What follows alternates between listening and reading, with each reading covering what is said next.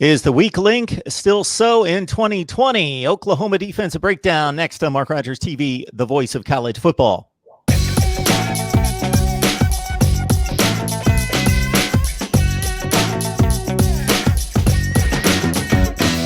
All right, we're back to break down the Sooners. We bring in Jason Ray, as we typically do, from Last Word on College Football. So we encourage you to head on over there and check out Jason's work, along with a number of our friends and colleagues there on Last Word on College Football. Jason, how you doing today?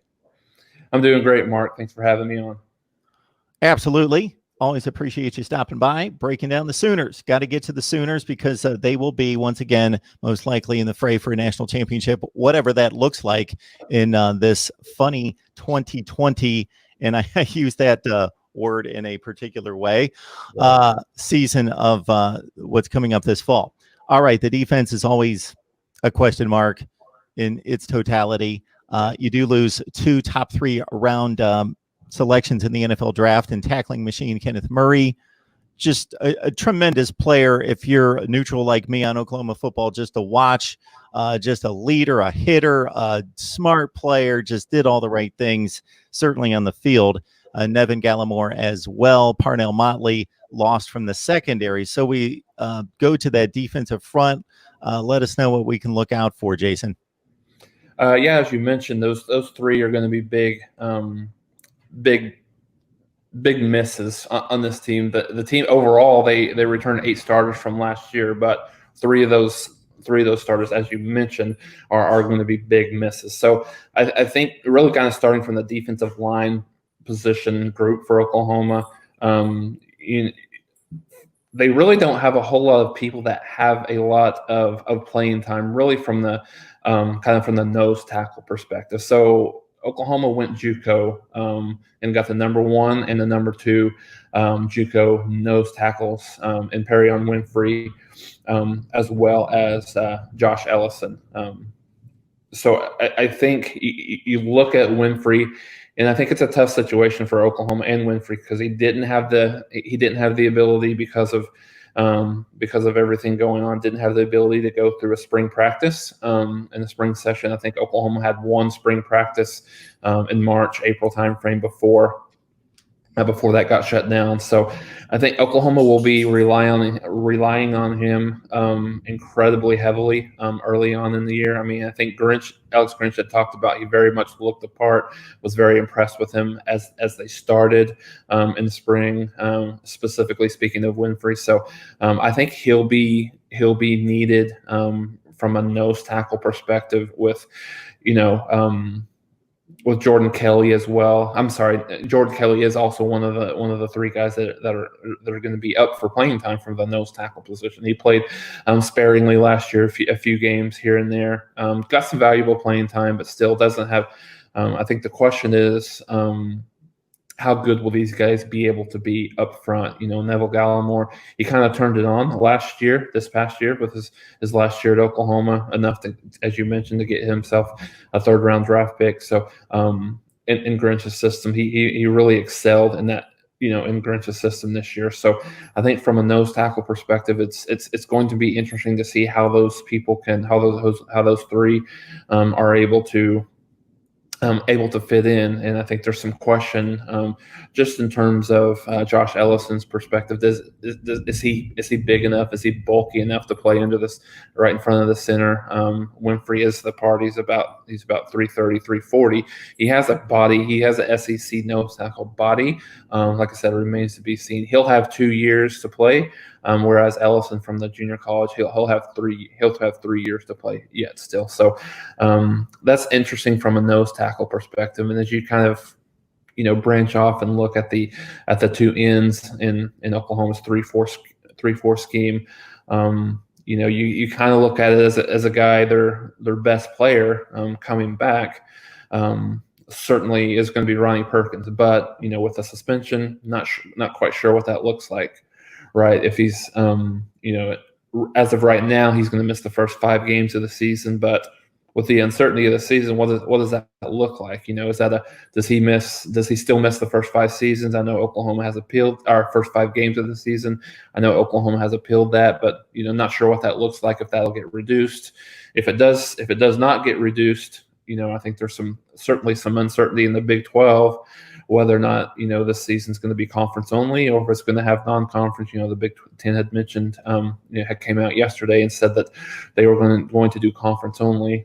Not sure if the other big Power 5 schools will follow that, but if it's a much bigger blow for Oklahoma if it is only a conference season and a shortened season. You have 9 games and you're missing him for 5 of the games, so that could be a big blow at a defensive end perspective. Look for, Laurent Stokes played a lot at the defensive end position last year. Look for him to play a lot. And I think the biggest thing that you'll see is a freshman, Marcus Stripling, played a lot last year in more of a reserve role.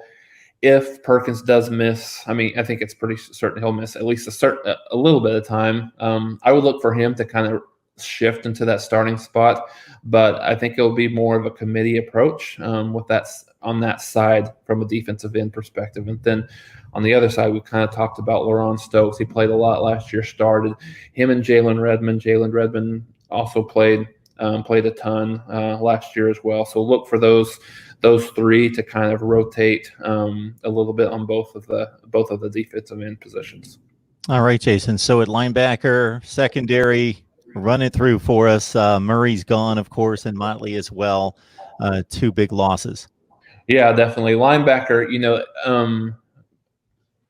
it's kind of interesting to look at. They are extremely deep in the linebacker position. I think it's a position, even in the defensive backside as well. But linebacker is probably the deepest position they have on the team. Whether or not whether we're talking about offense or defense. So whether an individual player, as you mentioned, Kenneth Murray, he just jumps off the tape when you watch him, just because of his athletic ability and tackling. I think I think just in 3 years he's one of the top tacklers in Oklahoma football history. So that shows exactly how great of a player that he was, especially over the last couple of years. So I think a couple of things that you'll look at, from Caleb Kelly played he came off an ACL injury early in the spring last year. He played the last 4 games of the year. He was able to maintain that red shirt. I would think most people think that he'll move to the weak side, and then you had Deshaun White, who played a lot at the weak side. I think you'll see him move more towards the middle and man that position that Kenneth Murray had said. Brian Odom, the new linebacker coach for Oklahoma last year, who was with Grinch at Missouri, was with Grinch at Washington State as well. He said that he called Deshaun White the most instinctual linebacker he's ever seen or ever coached. So high praise for someone that's just getting started. So I think you'll see those 2 starting spots, whether Deshaun White stays on the weak side and Caleb Kelly stays in the middle, or you have them kind of interchange. I think you'll see both of those guys certainly starting. Would be a complete shocker to not see either of those 2 starting kind of in the linebacker position. And then you have a couple of other ones that really, really young kids, Mark, that played a lot last year. David Agwebu, who played a lot from a linebacker position as a true freshman. Nick Bonino, who played a lot as a true freshman as well. Most people know Bonino. He was the guy who had the game-saving interception against Baylor in the comeback in the initial game late when Baylor was driving to tie that game. So I think you'll see those 2 guys as you'll probably see those guys starting as well. But like Oklahoma does have some depth. Robert Barnes, who was a safety, had just moved to linebacker in the spring. Grinch kind of likes what he's brought to the table so far. He's bulked up a little bit to kind of move from that safety to the linebacker position as well. And another guy to keep in mind is John Michael Terry. He's played a lot of football for Oklahoma. He was injured early on in the season last year. That's really kind of what brought Nick Bonino to the fold. And Oklahoma struggled a little bit defensively for the improvement that they made during the year. They had about a 3-4 game stretch where they really struggled a bit, and that was really on the heels of John Michael Terry going out, and it took a couple of games, 2 or 3 games for Agwebu who played, and then obviously Benito that I'd mentioned who played to kind of find their roles and find their niche within the defense. But once they did, Oklahoma did improve quite a bit towards the end of the year. Bowl game, kind of putting that aside, which you kind of. It's kind of hard to look at that game. They had 3 players out on the defensive side, plus they're playing against, honestly, maybe one of the best offensive teams that we've seen in quite some time. So, that was a struggle. So then moving to the defensive backs in the secondary, I think, Mark, you'll see probably the best competition on the defensive side of the ball on that in that position group, looking at certainly both cornerback positions, the nickel back, and then both safeties as well. We had mentioned that Parnell Motley was gone. He was really kind of he had an up and down career for Oklahoma, but he kind of seemed to figure it out last year in the Grinch. He was one of the best one-on-one defenders. That you've seen even across the country for a cornerback. As poorly as Oklahoma played in the secondary against LSU, Motley held Jamar Chase to 3 catches for 19 yards in that game. So, predominantly playing him one-on-one throughout that game. So that was one of the only bright spots that Oklahoma saw, from a defensive side of the ball on that game. So in that game, so you'll see Trey Brown is a 3-year starter. He's coming back he'll be back for his senior year. Conventional wisdom shows that he probably will maintain that spot, but he'll get pushed a little bit. On the other cornerback spot, you have two guys that will mostly probably battling for that position. Trey Norwood, he had an ACL injury early on, the first game of the year. Actually, it was just before that. I'm sorry, it was in fall practice. Grinch and the defensive staff mentioned that he was in line to play. He was going to play a lot, whether that was going to be at the nickelback or at a cornerback position, last year before that happened. So I think the coaches are still high on him, on his ability to be able to play on that other cornerback. The other thought is Jaden Davis. Jaden Davis played a lot. He played in all 12 games last year as a true freshman. He came in spot duty and started 1 game against West Virginia. He'll be in the mix, but I think one of the wild cards will be the new incoming freshman that they have. Joshua Eaton has good size, 6'3", 6'4", and this is prototypical Grinch secondary guys. He wants guys that are fast and tall. He was one of the things that he was not upset about. It was one of his major concerns really coming in last year was really the height that Oklahoma had in the secondary position specifically. So he's done a lot from a recruiting standpoint to try to get over that. So he's gonna make. I think Ellison's one of those who could very easily start. He's the number one. He's another JUCO guy, one of the best JUCO defensive backs in the country that Oklahoma got last year. Then when you move over to the safety position, the safety's more. It's set a little bit more. Probably more than the cornerback positions and the nickelback position. Pat Fields was a 12 game starter last year for Oklahoma. Kind of solidified that back end a lot more than what it had been in the past. And then Delaren Turner-Yell, which it was very apparent how valuable that he was in the playoff game against LSU, because he was out with a collarbone injury, and Oklahoma put in Justin Broyles, and he was just not ready. It was pretty apparent early on he was not ready for that task. So it would be a little bit of a shocker to see anyone other than those two guys in that starting safety position. And I think lastly, when you look at nickelback, one of the biggest defensive recruits that Oklahoma has had over the past 3 years was Brendan Radley-Hiles.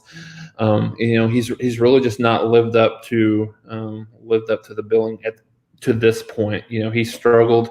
A couple of years ago, he struggled a lot in his freshman year. Kind of he bounced around in certain positions. Last year, he played a lot better early on in the year, but then he fell down. Kind of got in the doghouse late in the year, and then he made just one of the worst targeting penalties that I've ever seen. Last year against LSU, he was out, and so he was out early in the game. So that kind of showed where Oklahoma was at from a defensive secondary perspective last year. So he'll still be in the mix from a nickelback perspective, but I think Woody Washington is a guy to look for on the nickelback. He played a lot out of necessity against LSU in the playoff game, and I think he'll get a chance. He's probably your leader, kind of going into the clubhouse as of right now. Another guy to look at is Justin Harrington. He's a strong safety guy that they may look at moving him to nickelback as well. So, all right, I'm just going to have to run, Jason. I am super late. Thank you so much. I appreciate it. All right, and no yeah, I got to go. Thank you so much. See ya. Bye. Thanks.